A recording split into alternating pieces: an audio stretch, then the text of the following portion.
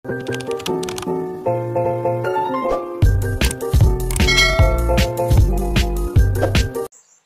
everyone! It's me again, Miss Ella, your loan consultant. So ngayon is may isi-share ako sa inyong life hacks para papadali ang editing tools natin kasi hindi na free sa CapCut yung 1080p na resolution and sa mga effects anong gawin natin?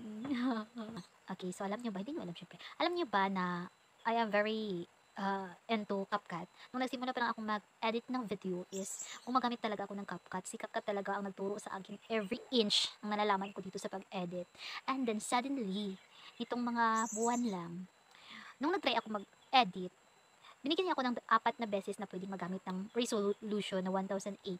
And then, matapos nun, pro na siya. So, that means kailangan mo nang bayaran. At yung mga effects, yun. Yung nag-download kasi ako ng mga effects, galing sa instance. Sa sunod, i-share ko yun sa inyo kung ano yun. Okay, so doon lahat makikita ang mga effects. So, ang ginawa ko, dinownload ko yun at nilagay ko doon sa CapCut. Kumbaga, doon ako kumukuha ng effects. Then, suddenly, pro na naman. So, ano bang dapat natin gawin? So, ang nangyayari, wala na. Sad ng mga video ko, wala ng mga effects, and 720 resolution na lang. So, ang nangyayari, humanap ako ng isang apps na pwede nating magamit para lumaki yung resolution ng mga videos natin. And nakita ko si Yarna. Okay, so introducing this new apps, twinning po siya ni CapCut kasi parehong-pareho po sila. Yes, parehong-pareho po talaga. Okay, so makikita nyo pag open nyo sa apps na yan, parehong-pareho po talaga sila. And then, tingnan nyo, magkapareho po yan sila.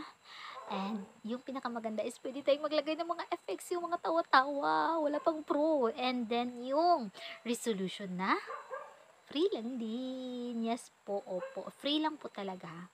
Yeah. And, wow, chamba. Chamba.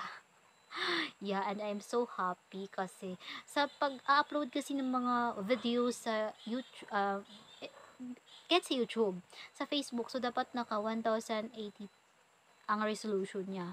Kaya nasad ako kasi anong dapat kang gawin? And then suddenly nakita ko itong apps na ito, and free lang, at makalagay pa ako ng mga effects. So yan, yun. So, sabi ko i-share ko sa inyo kasi sayang naman. Oo, yun nga. Yan siya po. I-download nyo lang po siya sa Play Store. Since bago pa lang po siya, ang dami-dami niyang free na gamitin. Ng mga effects and all, makapamili kayo. So, I suggest na i-download nyo na siya sa Play Store para gumanda naman ang resolution ng mga video nyo sa mga CapCut user dyan. May pampalit na po tayo kung hindi tayo maka-afford doon sa Pro. Okay? So, yun lang. And I hope nakatulong yung video ko. Bye! And pa-subscribe naman. Please.